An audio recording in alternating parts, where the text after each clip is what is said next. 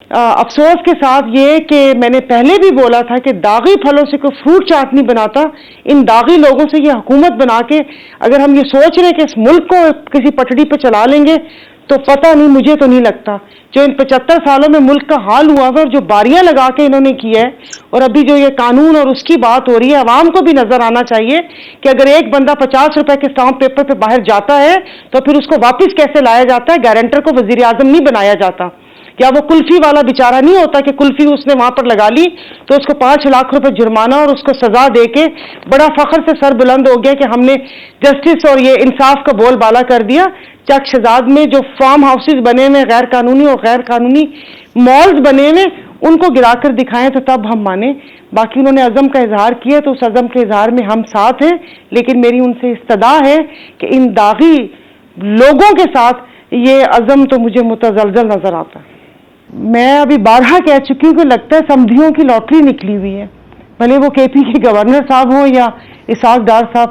تو مطلب ایک سیاسی بندہ چاہیے, تو کیا اتنی سیاسی تاریخ میں کیا ایک یہی سیاسی بندے جو نون لیگ کے ورکر ہیں اور ایک ابھی وہ وزیر بھی ہیں, تو کیا یہ غیر جانبدار ہوگا؟ لیکن ہم لوگوں کے شاید اخلاق اتنے بلند نہیں ہیں, کیونکہ یہی کرنا ہے کہ اگر نگراں حکومت بھی آ گئی تو ہمیں یہی ہوتا ہے کہ بھائی اپنے بندے لگا لو. کیا اے C D C D P او یعنی کہ جانے سے پہلے ساری چیزیں مینج کر لو تاکہ وہ الیکشن ہمارے ہی حق میں ہو. بس ایسا ہی کچھ اس کے اوپر کیا وہ کرنا, اپنا لائیں گے لے کر ان کا نام آ جائیں گے تب بھی آپ میں کچھ نہیں کر سکتے, اور کہیں اور سے نام آیا تب بھی کچھ نہیں کر سکتے. بس ایک دوسرے کو تسلی اور دلاسے دے رہے ہیں. آج 100 سونار کی اور 1 لوہار کی اور وہ 100 پریس کانفرنس تو ہم سن چکے ہیں, لیکن آج ایک عزم کا اظہار جو آپ کے چیف آف آرمی اسٹاف نے لیا ہے کہ واضح طور پر ہم اس ملک میں دم نہیں لیں گے جب تک ہم اس ملک کو اس بحران سے نہیں نکال لیتے, اس بحرانی کیفیت سے نہیں نکال لیتے. ہم غیور بھی ہیں, باصلاحیت بھی ہیں, تو اب آپ کو یقین آ گیا ہے کہ معاملہ کچھ ہونے والا ہے. یہ chief of army staff Asim Munir صاحب نے. اچھا جی جی, کیا مجھے سمجھ نہیں آئی کہ اب پاکستان کو بحران سے نکال کے ہم دم لیں گے. پریس کانفرنس بہت ہوئی ہے, لیکن ایک عزم کا اظہار جو ہوا ہے اس سے کچھ بہتری کی امید کی جائے. نہیں, بہتری کی امید ہونی چاہیے اور کرنا. میں تو کہتی ہوں کہ اب یہ میوزیکل چیئر ختم ہونی چاہیے, اور یہ جو بیٹھ کر یہاں پر فیصلے ہو رہے ہیں یا کہ کسی دوسرے ملکوں میں کہ کون ہوگا کون نہیں ہوگا, کس کا حصہ کیا حصہ, اگلی دفعہ کون آئے گا, کس کا وزیر اعظم آئے گا, کس کا نہیں آئے گا. تو ان کو یہ بتانا چاہتی ہوں کہ یہ جو ملک ہے بہت قربانیوں سے ملا ہے. یہ کوئی ایسے پلیٹ میں رکھ کے ہمیں آزادی نہیں ملی تھی, تو خدا را اس آزادی کی قدر کریں. یہ نہ ہو کہ خدا نہ خواستہ خدا پاک بھی ہم سے ناراض ہو جائے اور ساری اپنی جتنی بھی ایفرٹس اور سب چیزیں ہیں وہ اپنے اس ملک کو اس پٹڑی پہ لانے کے لیے وہ کریں. لیکن افسوس کے ساتھ یہ کہ میں نے پہلے بھی بولا تھا کہ داغی پھلوں سے کوئی فروٹ چاٹ نہیں بناتا. ان داغی لوگوں سے یہ حکومت بنا کے اگر ہم یہ سوچ رہے ہیں کہ اس ملک کو کسی پٹڑی پہ چلا لیں گے تو پتہ نہیں, مجھے تو نہیں لگتا. جو ان 75 سالوں میں ملک کا حال ہوا ہے اور جو باریاں لگا کے انہوں نے کیا ہے, اور ابھی جو یہ قانون اور اس کی بات ہو رہی ہے, عوام کو بھی نظر آنا چاہیے کہ اگر ایک بندہ 50 روپے کے اسٹامپ پیپر پہ باہر جاتا ہے تو پھر اس کو واپس کیسے لایا جاتا ہے. گارنٹر کو وزیر اعظم نہیں بنایا جاتا.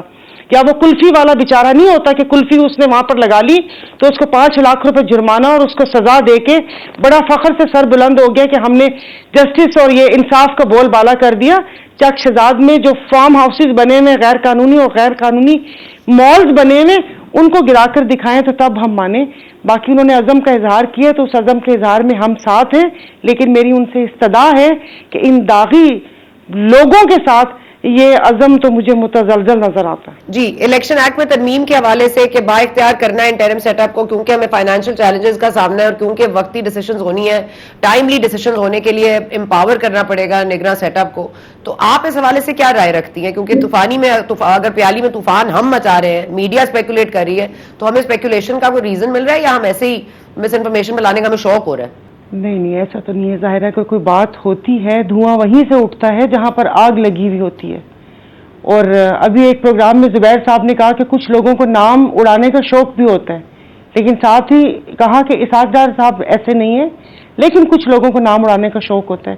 تو دیکھیے, جو انٹرم سیٹ اپ کے جو وزیر اعظم کو اتنے اختیارات دینے ہیں, وہ ساری گیم میں نے آپ کو مطلب آپ مجھے سمجھانا نہیں آ رہا کہ وہ یہی ہے کہ یہ ایک دوسرے کو تسلی دے رہے ہیں. ان کو کہیں سے گارنٹی نہیں مل رہی, ان کو کنفرمیشن نہیں ہے ان پارٹیز کو کہ وہ جو نگراں سیٹ اپ ہے وہ, کیونکہ مثال تو انہوں نے قائم کر دی نا پنجاب اور KPK میں کہ وہ چلے جا رہے ہیں اور بہت دھڑلے سے وہ قلم کی جنبش سے مراد بھی دے رہے ہیں اور ٹرانسفر پوسٹنگ اور سب یہ ہوتا ہے. ہم لوگوں کی سوچ ٹرانسفر پوسٹنگ اور کیا کہتے ہیں سیٹ ایڈجسٹمنٹ سے آگے نکل ہی نہیں سکتی.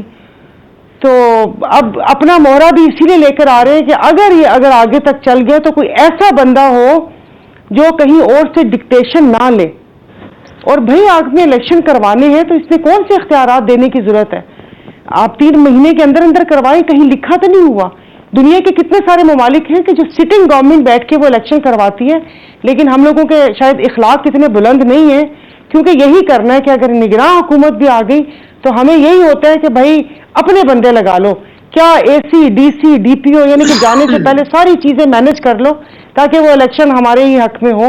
بس ایسا ہی کچھ اس کے اوپر کیا وہ کرنا, اپنا لائیں گے لے کر ان کا نام آ جائیں گے تب بھی آپ میں کچھ نہیں کر سکتے, اور کہیں اور سے نام آیا تب بھی کچھ نہیں کر سکتے.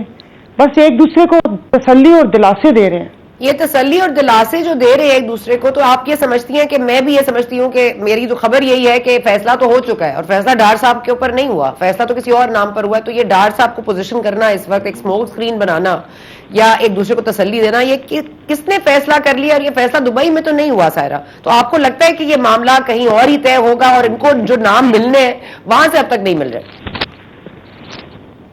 وہ تو دیکھیے آپ ماضی میں بھی دیکھ لیں, معین قریشی صاحب آئے, وہ ہم نے نہ ان کو کبھی دیکھا نہ کچھ, خیر اس وقت تو اتنا شعور بھی نہیں تھا کہ ایسے معاملات دیکھیں, بٹ ظاہر ابھی پڑھتے ہیں. وہ وہاں سے آ گئے, پھر شوکت عزیز صاحب آ گئے. یہاں پر کچھ بھی ہو سکتا ہے اور معاملات ظاہر ہے اپنے پاکستان میں, مطلب ایسا کون سی پریشانی ہے؟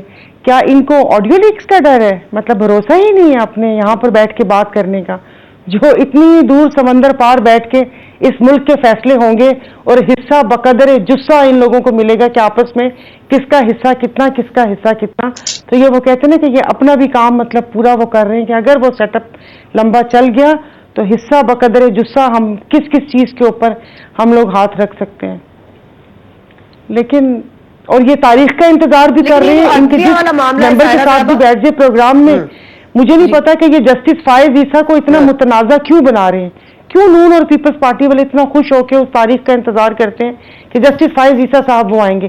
پھر وہ آئیں گے تو ہمیں بھی تو پتہ چلے وہ کیا کریں گے, انصاف اور قانون کے مطابق ہی فیصلہ کریں گے یا ان کی منشا کے مطابق کریں گے. یہ کیوں اتنا خوش ہو رہے ہیں؟